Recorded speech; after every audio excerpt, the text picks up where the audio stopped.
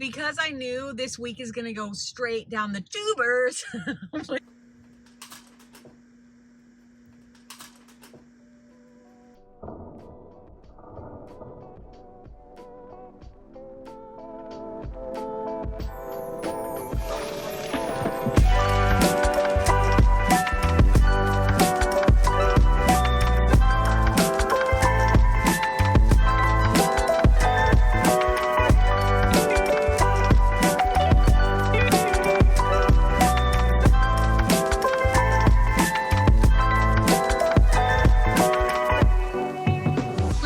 Listen, I know this is supposed to be a vlog about my 90-day writing sprint and finishing my romantasy trilogy, and I should be on here each week with some really impressive word count for you, but I can explain. Greetings from Carline. Shouldn't have worn a white shirt because now my teeth look yellow, and these are the kinds of things that I waste brain space on. Book is launching tomorrow, and the plague has hit my house. We're dropping like flies. Everyone is vomiting and diarrheaing. A few of the kids managed to make it to school. Some of them already had it, and they've already gone through their 24-hour recovery period, and they're cleared. So I'm going to pick up the ones that made it to school. But because I knew this week is going to go straight down the tubers with everyone being sick, there's no way we're going to make it to Friday. I already had one home today, vomiting over the weekend, vomiting into last week. I was like, okay, today I've got to get a few things done because I won't be able to do them later this week. So filming some things, getting the podcast up, all this stuff. And then I'm like, girl, your book launches tomorrow. My website links are not good to go. I don't have my mini chat automation prompts ready to go. So once again, I just continue to be a hot mess, but I did get a lot done today, and tonight I will go home. I will do the momming and the dinnering. And then after everyone is in their beds, I will get my launch act together. Quick note, I was freaking out last night and this morning because my book was in the thousands in the rankings, and I've been looking at my past book data on how many pre-orders before the launch, and I know that my books always made into the top 100, and I'm looking at my numbers and I'm like, what is happening? This is I'm like, the industry has crashed. I'm never gonna survive this. How am I still in the thousands? It just took a minute. And this morning, after breakfast, after getting all the kids off to school, I hit refresh, bounced back up. I'm in the top 100 new releases. Everything's going to be fine. I still hope to make it into the top 50. It would be great to be in the top 25 for sales.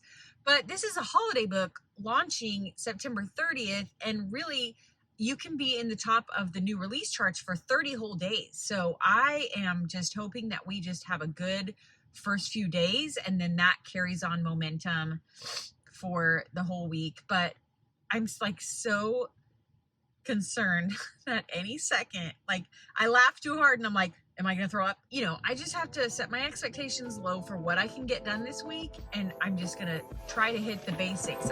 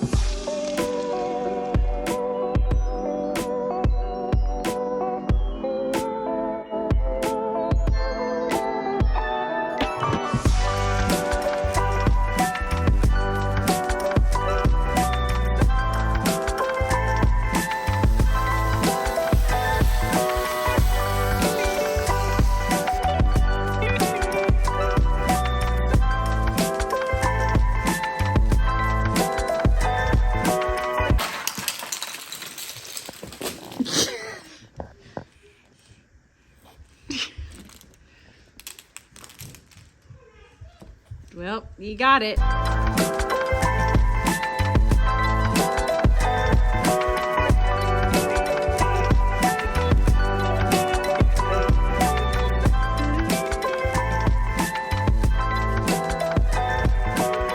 While the most profitable, productive, important thing I can be doing is sitting and writing, as an indie author, I also have to do the launching, publishing, marketing. So this week, Happy Christmas came out. It is a holiday rom-com. It came out on September 30th. So I launched a book this week. I also fought the plague this week. So how did the Happy Christmas launch do? Well, I'm happy to report that even though it was a little bit crazy the night before and the day of, we did end up going into the top 50 in Christmas romance, holiday romance, which are two different things for some reason, and small town romance. It was top 50 in the paperbacks and in ebooks, which is awesome. And my audiobook just came out today, a few days later, which you have no control when Audible puts your book out. I uploaded it to Audible weeks ago, but it came out when it came out, which was not that bad because it was still really close to the launch date. I didn't really set concrete goals for Happy Christmas. I mean, I wanted to be in the top 50 in the categories, which we did. And I say we because it's a group effort. Like if you don't have readers and you don't have a launch team, you can't do it. Now I am hoping that it works its way up to stay in the top of new releases for the next month. Because, when you're looking on Amazon, you can go, I think that people, when they're browsing, go to bestseller romance category. And then when you go to look at bestsellers, you can also see new releases, and the little new release preview shows the top 3 books.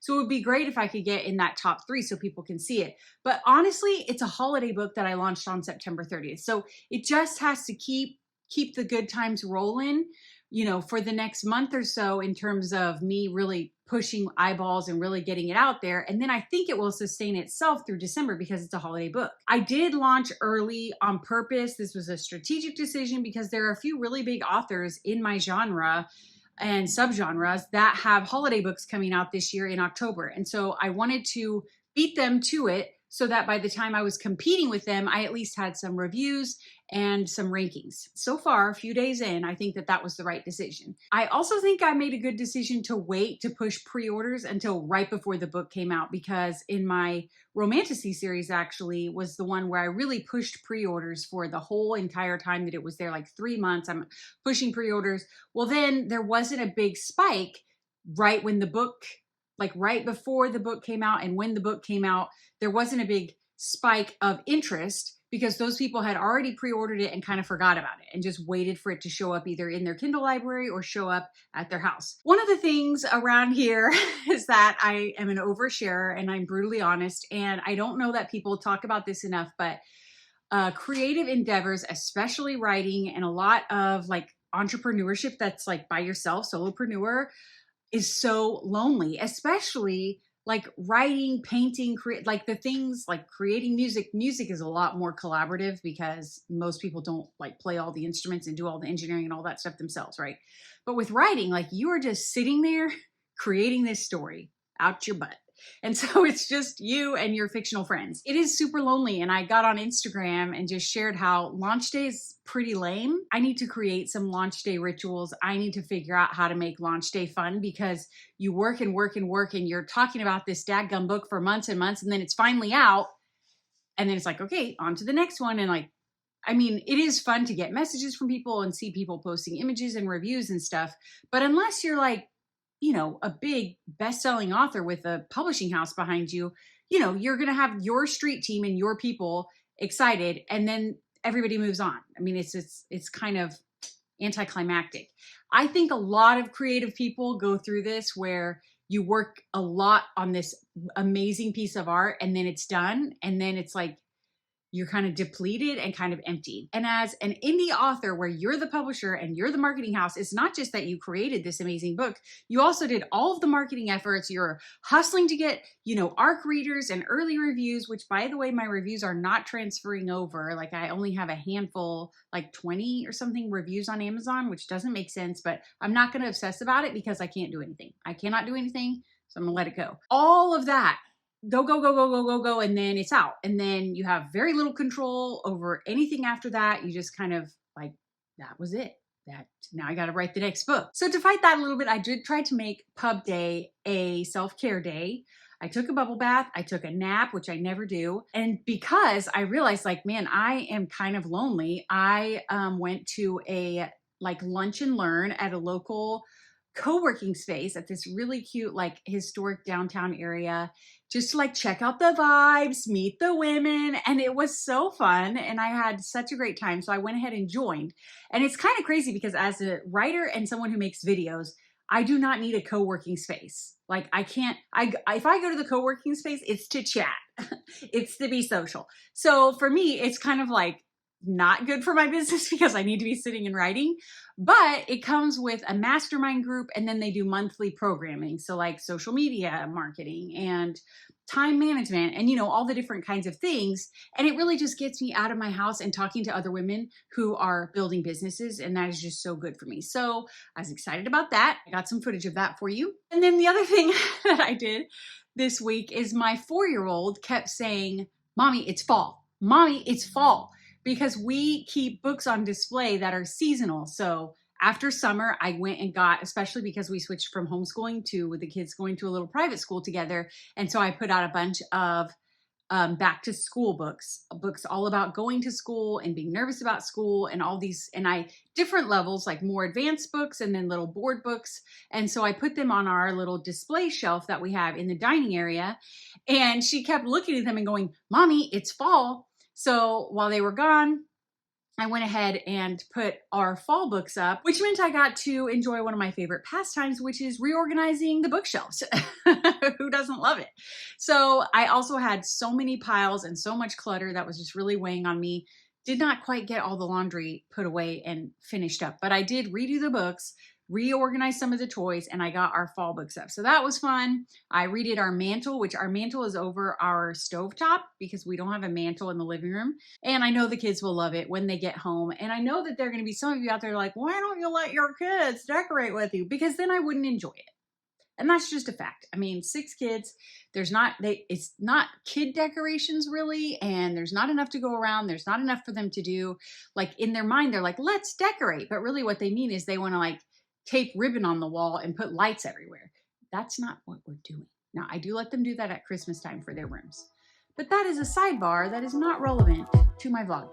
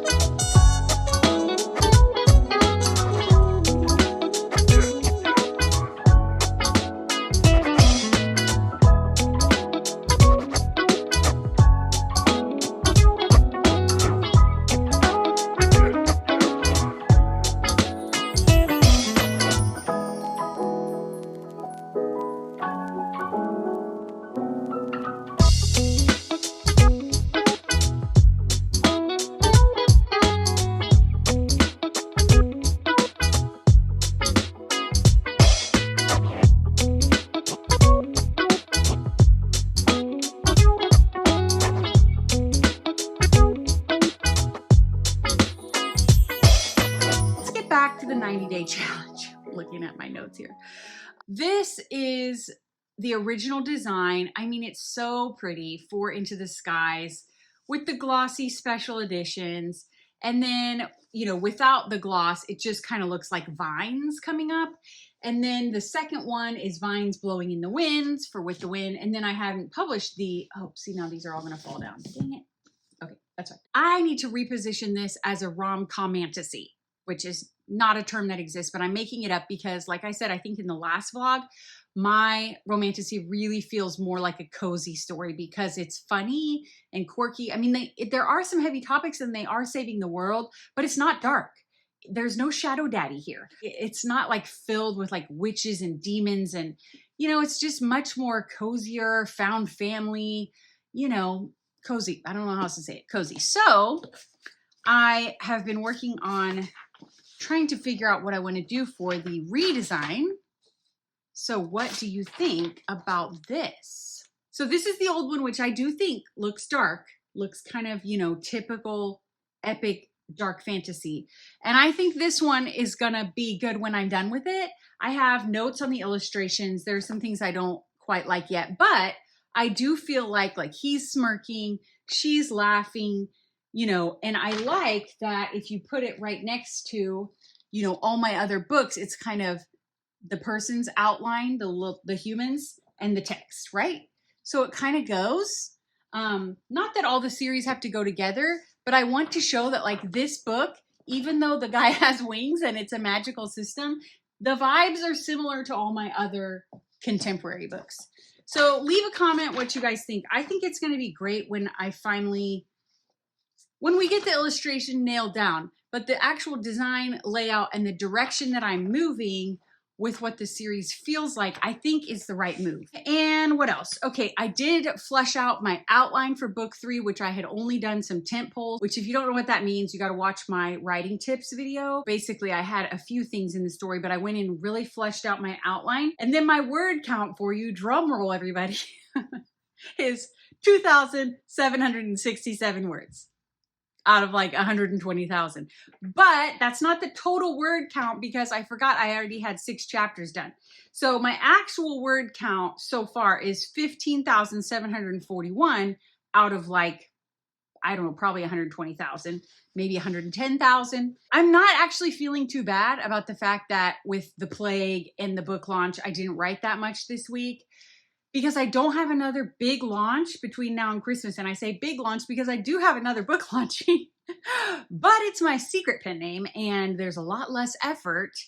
And it's actually pretty frustrating because my secret pen name is like crushing it and people are just really supportive and very engaged. And I don't have to do anything. Like I'm not YouTubing, I'm not Instagramming, I'm not creating really, I mean, hardly anything. Look, TikToks. She, my fake pen name author, has her own Instagram account. So my assistant is posting little book trailers here and there, but it is like so low effort and such high return, which makes me want to like burn it all down, quit YouTube, quit all my pen names and just start doing a bunch of secret pen names. I'm not going to do that, but it is tempting sometimes. But that book launches next month. Like I said, a lot less intense. I'm not posting about it all the time. I'm just doing a few strategic things. I will probably try to get some ads going. I don't know if I've talked about it in this vlog, but another thing I did this week is spend a ton of time online with Facebook support, because a huge part of marketing your books is running Facebook ads, which I talk more about this in my writing tips series. So I'm not going to get into the logistics, but my Facebook was hacked. I had over 65,000 fans. Someone in Vietnam hacked my page, took it over, tried to charge $24,000 to my credit card. And then with this ad that they spent the 24 grand on, went against terms and conditions, right? So then Amazon shuts down my page, which they deleted. It's gone forever. Shuts down my ability to advertise for almost a year. I've been going back and forth with support, even on the phone, talking to Meta on the phone, like, I didn't go against your terms of service. That was a hacker. Just clear my name and my credit card so that I can just restart my 1, 2, 3 ads that I had going. They finally at least said, we recognize that you were compromised, I think is what they said. Your account was compromised. We've cleared the charges and enabled your account again. But then when I logged in, it still said disabled and it still wouldn't let me turn on any ads. So I'm back on with support again as of this morning. But why did I bring that up? Because for my secret pen name, I'll probably restart the one ad that I had going, if Facebook lets me, to the first book in series and, you know, start the juju that way. Again, just so much less effort for a secret pen name, but not as much fun as doing stuff, you know, as myself. That is your update. This week, though, I have very little going on. If everybody can just stay healthy and, nothing can implode or explode, people or business, and I can just stick with what I'm doing, I will be able to write a ton this week. Fingers crossed, feet crossed, eyes crossed. I will be back next week with a huge writing update. Please subscribe to the channel if you haven't yet, because I have my weekly writing tips, I have my weekly funny podcast, and I've been posting some of my funny shorts. I hope you'll subscribe for all of that, and I will be back next week with another video.